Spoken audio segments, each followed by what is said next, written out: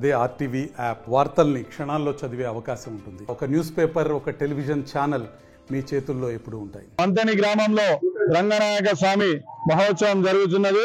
ఇది యావత్ తెలంగాణలో ఎక్కడ లేనటువంటి రంగనాయక స్వామి ఆలయం. ఇది కోరిన కోరికలు తీర్చే కొంగు బంగారంగా కొలిచేటువంటి దైవము. ఇది మన జిల్లాలో నుండే కాకుండా ఇతర జిల్లాల నుండి వచ్చి ఈ రోజు ప్రత్యేకంగా మొక్కులు తీర్చుకొని కోరుకున్న కోరికలు తీర్చుకుంటారు. దీని ప్రత్యేకత ఏంటంటే అతి పురాతనమైన దేవాలయం. దాదాపు ఒక 120 సంవత్సరాల క్రితం నుంచి ఈ జరుగుతున్నటువంటి మహోత్సవం స్వచ్ఛందంగా వెలిసి మంతని గ్రామ ప్రజలకు, ఇతర చుట్టుపక్కల గ్రామాల వరకు, ఇతర జిల్లాల వారికి మంచి కోరికలు తీర్చి అందరికి కొంగు బంగారంగా నిలిచినటువంటి దైవము. కావున ఇది 3 రోజుల జాతర మహోత్సవం జరుగుతుంది. ఒకటి ఈ రోజు ప్రత్యేకమైన కళ్యాణ మహోత్సవం అండ్ రథ మహోత్సవం జరుగుతుంది. రేపు ఈ రోజు అన్నసత్రంతో సహా 3 రోజులు జరుగుతుంది. కావున ఇతర జిల్లాల నుంచి వచ్చి ఈ రథ మహోత్సవంలో పాల్గొని ఈ స్వామివారికి కోరుకున్న కోరికలు మొక్కుకొని కోరికలు తీర్చుకొని స్వామివారికి పూజలు చేయడం జరుగుతుంది. ఇది ఆర్మూర్ మండలం మంతని గ్రామంలో మాత్రమే ఉంది. యావత్ తెలంగాణలో ఎక్కడ లేనటువంటి ఆలయం రంగనాయక స్వామి శ్రీదేవి భూదేవి సమేత దేవాలయం. ఇది చాలా అద్భుతమైన పవర్ఫుల్ భగవంతుడు. దీనికి అందరు స్వాములు వచ్చి కోరికలు తీర్చుకునేదానికి సిద్ధంగా ఉంటారు. ఈ రోజు మన మంతిని గ్రామంలో శ్రీ రంగనాయక స్వామి వారి టెంపుల్ 1990లో కట్టాము. అంతకుముందు ఆది రంగనాయక స్వామి వారు ఉండేది. అది ఎప్పుడు అంటే గుండుకు వెలిసి ఉన్నాడు. దాన్ని చూసి మేము ఇక్కడ 97లో కట్టాము గుడి. అప్పటి నుంచి ఇక్కడ మాఘ పున్నం రోజు జాతర జరుపుకుంటాము. గత 4 సంవత్సరాల కిందటి నుంచి రథోత్సవం జరుపుకుంటున్నాము. అప్పుడు మామూలుగా అన్నసత్రం పెట్టి పండుగ జరుపుకుంటుండేవి కళ్యాణం చేసి. ఇప్పుడు కళ్యాణము రథోత్సవము 2 జరుపుకుంటున్నాం. ఇప్పుడు భక్తులు చుట్టుపక్కల గ్రామాలు 4-5 గ్రామాలు ఉంటాయి. రాంపూర్, మిర్దాపల్లి, దేగం, పిప్రి, మంతిని, ఇసాపల్లి, ఈ గ్రామాలందరూ వస్తారు ఇక్కడికి మాఘపున్నం రోజు. మంచిగా అనిపిస్తుంది దేవుడి దగ్గరికి వస్తే. అందరికీ చాలా భక్తులు చాలా వస్తారు ఇక్కడికి. ప్రతి సంవత్సరము భక్తులం ఇక్కడ మాల వేసుకుంటాం. 11 days 11 రోజులు వేసుకుంటాము.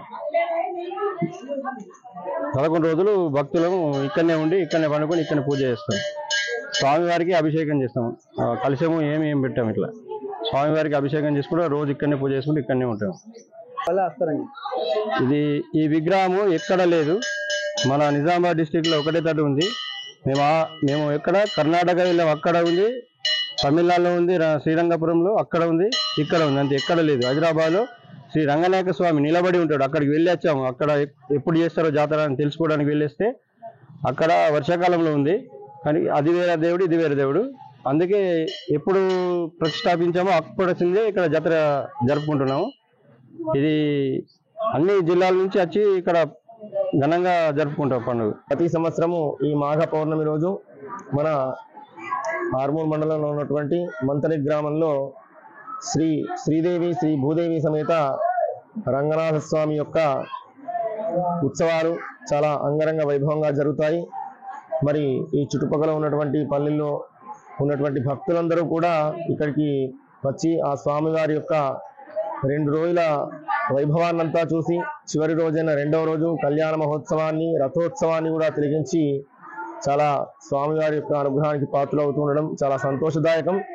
మరి ఈ రంగనాథ స్వామి మన జిల్లాలో కేవలం మంతనిలో మాత్రమే ఉండడం విశేషం.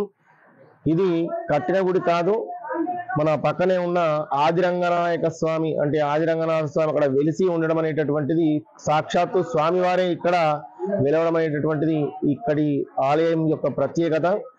మరి ఈ రంగనాథ స్వామి ఎక్కడెక్కడ ఉన్నా అంటే ప్రధానమైనటువంటి దేవాలయాలు ఒకటి తమిళనాడులో శ్రీరంగం, అదేవిధంగా కర్ణాటకలో ఉన్నటువంటి శ్రీరంగపట్టణంలో ఈ రంగనాథ స్వామి వారి స్వరూపము శేషశయ్యపై పడుకున్నటువంటి స్వరూపము తమిళనాడులోని శ్రీరంగము, కర్ణాటకలోని శ్రీరంగపట్టణము, అదేవిధంగా కేరళలో ఉన్నటువంటి తిరువనంతపురంలో ఈ అనంత పద్మనాభ స్వామిగా ఈ స్వామివారు మనకు దర్శనమిస్తూ ఉంటారు. ఈ స్వామివారి యొక్క అనుగ్రహం ఉంటే మరి ఎటువంటి కష్టాల్లో నుండైనా కూడా వాళ్ళంతా కూడా గట్టెక్కడం అనేటటువంటిది జరుగుతుంది. కాబట్టి భక్తులు విశేషంగా స్వామివారిని వచ్చి స్వామివారిని కొలుస్తూ ఆ స్వామివారి యొక్క అనుగ్రహాన్ని పొందుతూ చాలా చక్కగా ఉంటున్నారు. ప్రతి సంవత్సరము మన గ్రామంలో ఉన్నటువంటి అందరూ కూడా భక్తులు చాలా మంది స్వామివారి మాల వేసుకుని 10 రోజుల నుండి స్వామివారికి చక్కటి కైంకర్యాన్ని చేసి చివరి రోజు ఈ కళ్యాణ మహోత్సవమైన తర్వాత స్వామివారి మాల విరమణ చేసి స్వామివారికి తమ యొక్క భక్తిని చాటుతున్నారు. మరిన్ని వీడియోస్ కోసం ఛానల్ ని సబ్స్క్రైబ్ చేయండి. లేటెస్ట్ అప్డేట్స్ కోసం వాట్సాప్ ఛానల్ ని ఫాలో అవ్వండి. ఆ లింక్ డిస్క్రిప్షన్ లో ఉంది.